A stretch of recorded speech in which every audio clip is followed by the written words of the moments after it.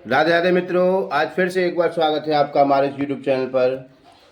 मित्रों, आज 31 अगस्त 2024 आज मैं आपको अपने राधा कृष्ण चैनल के माध्यम से 11 सितंबर 2024 में आने वाली राधा अष्टमी की पूजा, व्रत, संपूर्ण व्रत कथा, राधा अष्टमी का महत्व आदि के बारे में विस्तृत जानकारी देने जा रहा हूँ। जो व्यक्ति हमारे चैनल पर पहली बार आए हैं वो हमारे चैनल को लाइक करें, सब्सक्राइब करें, ताकि धर्म, वेद और ईश्वरीय ज्ञान से जुड़ी जानकारियाँ उन तक पहुँच सकें। तो चलिए मित्रों, देर न करते हुए हम आपको राधा अष्टमी की संपूर्ण जानकारी विधिवत बताते हैं।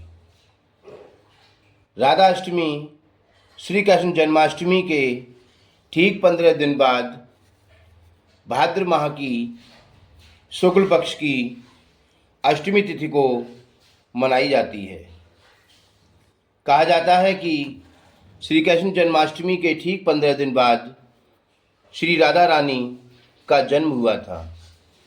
उन्हीं के उपलक्ष्य में यह राधा अष्टमी का पर्व मनाया जाता है। हमारे संपूर्ण भारत में सभी सनातनी धर्म के लोग राधा अष्टमी को बड़े ही उत्साह के साथ मनाते हैं।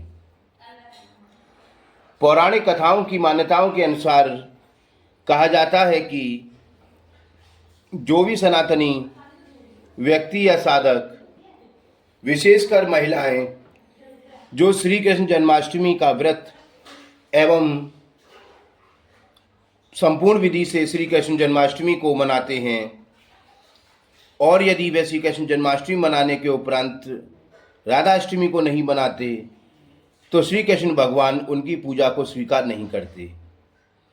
जिस प्रकार शिव पुराण में लिखा हुआ है कि भगवान शिव की पूजा के साथ साथ माता पार्वती की भी पूजा की जानी चाहिए। विष्णु पुराण के अनुसार विष्णु भगवान की पूजा के साथ साथ माता लक्ष्मी की पूजा भी करनी चाहिए। उसी प्रकार कहा जाता है कि भगवान विष्णु के अवतार श्री कृष्ण भगवान की प्रेयसी श्री राधा रानी की पूजा के बिना श्री कृष्ण भगवान का आशीर्वाद प्राप्त करना असंभव है। आज मैं आपको राधा रानी श्री राधा वल्लभ संप्रदाय के अष्टधात्री देवी श्री राधा रानी के विषय में और उनकी राधा अष्टका की महत्व को बताने जा रहा हूँ। तो चलिए मित्रों, देर न करते हुए हम आपको राधा अष्टमी की संपूर्ण पूजा विधि, व्रत, कथा और सभी के बारे में संपूर्ण जानकारी देते हैं। सर्वप्रथम राधा अष्टमी कब है इसके बारे में हम आपको जानकारी देते हैं। राधा अष्टमी हिंदू पंचांग के अनुसार इस वर्ष अर्थात 2024 में सितंबर माह में भाद्रपद माह के शुक्ल पक्ष की अष्टमी तिथि 11 सितंबर दिन बुधवार को मनाई जाएगी। उनकी पूजा विधि और उनकी संपूर्ण व्रत कथा के बारे में और व्रत पूजन और शुभ के बारे में हम आपको जानकारी देते हैं। अगर आप राधा अष्टमी का व्रत रखते हैं तो आपको 11:03 से दोपहर 1:32 तक राधा अष्टमी की पूजा कर सकते हैं। यह शुभ मुहूर्त राधा अष्टमी व्रत के पूजन के लिए शुभ माना गया है। राधा अष्टमी की विशेष पूजा में राधा अष्टमी व्रत कथा का पाठ भी करना चाहिए। तो ये है आपका शुभ मुहूर्त राधा अष्टमी की पूजा का। उसके बाद अब अगला हम बताते हैं कि राधा अष्टमी का महत्व क्या है।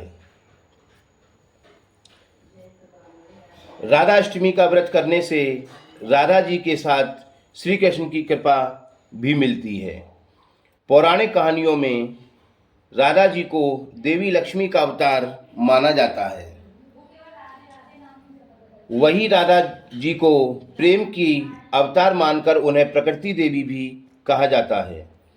अपनी आंतरिक शक्ति बढ़ाने के लिए राधा अष्टमी का व्रत महत्वपूर्ण माना जाता है। हमारे सनातन धर्म में समस्त भारत की स्त्रियां इस राधा अष्टमी के व्रत को अवश्य करती हैं और कहा जाता है कि जो भी राधा अष्टमी पर व्रत करते हैं उनकी सारी पीड़ाएं श्री राधा रानी दूर करती हैं और भक्तों की मनोकामनाओं को पूर्ण करती हैं। तो ये था मित्रों राधा अष्टमी का महत्व एवं महिमा।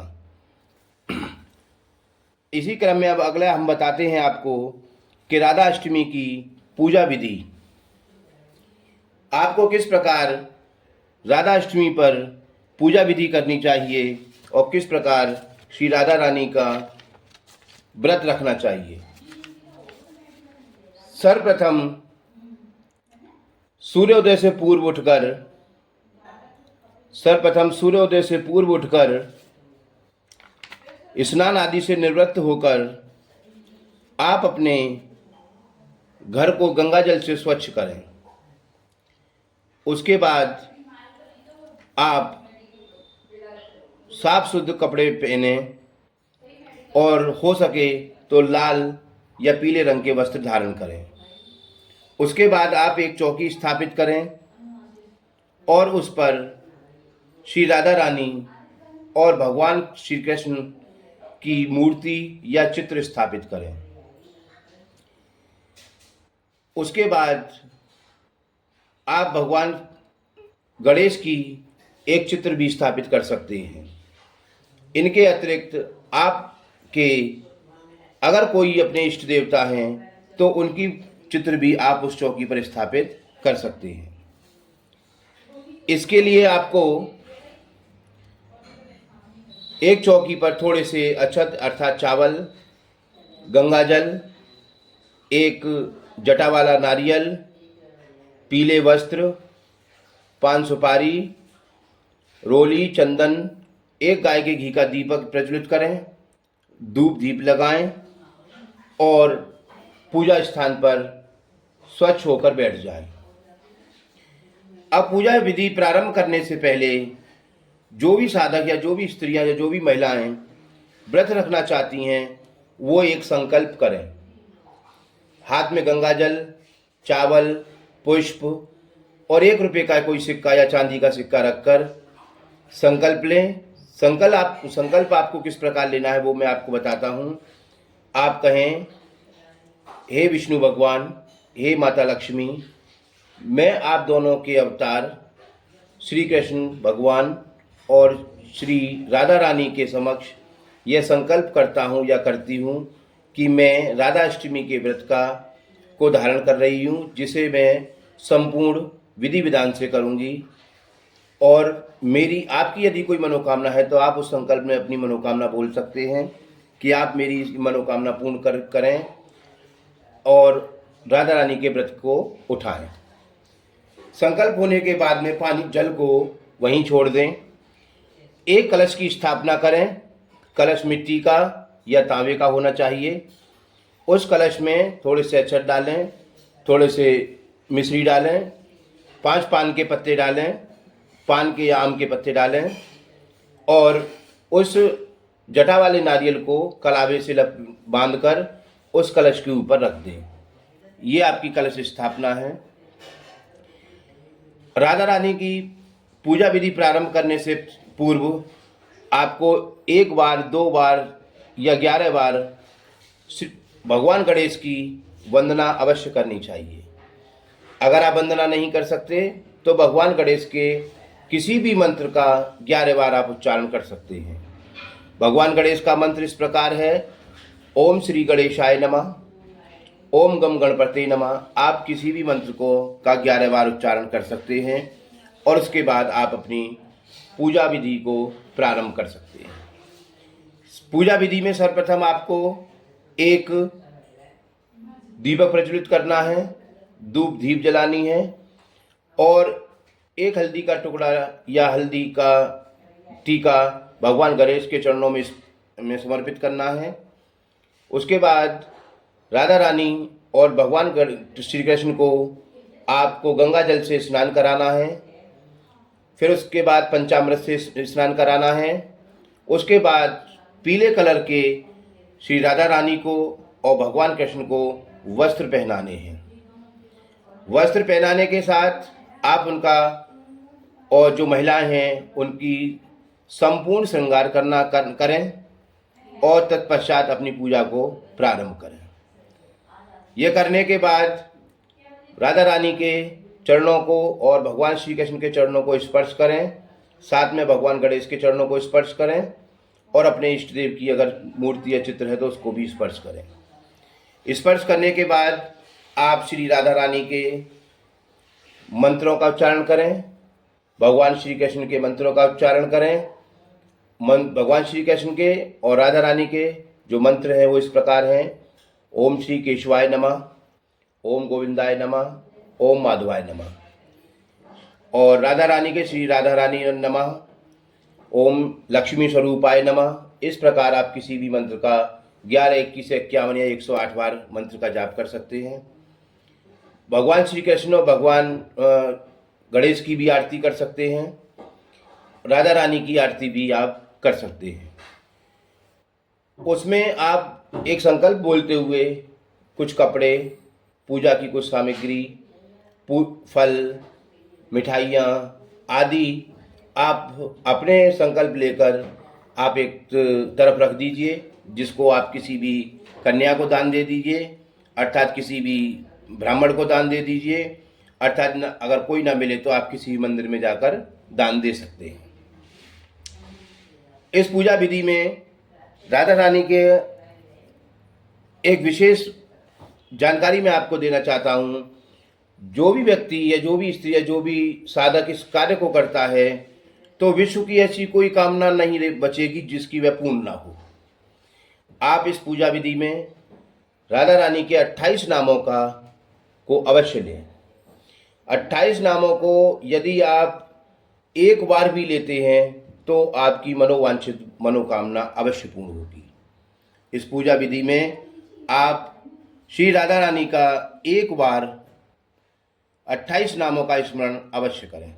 तत्पश्चात आपकी पूजा संपूर्ण होने को हो, उस समय राधा रानी की सबसे प्रिय भोग खीर, जो मेवे वाली खीर आप अपने घर पर बनाएं और राधा रानी और श्री कृष्ण भगवान को उनका भोग लगाएं।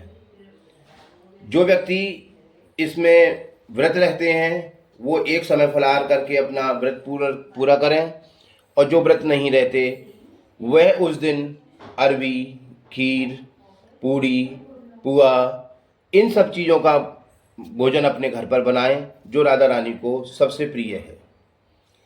राधा रानी के पूजा में एक पुष्प जो सबसे महत्वपूर्ण माना जाता है वो है कमल का पुष्प, क्योंकि पुराने कथाओं में कहा गया है कि श्री राधा रानी का जन्म कमल के पुष्प में से हुआ था। इसलिए श्री राधा रानी के पूजा में एक कमल का पुष्प रखना अति उत्तम माना जाता है, जो साक्षात माता लक्ष्मी का ही रूप माना जाता है। तो चलिए मित्रों, मैंने आपको आज श्री राधा रानी अष्टमी की संपूर्ण पूजा विधि बताई।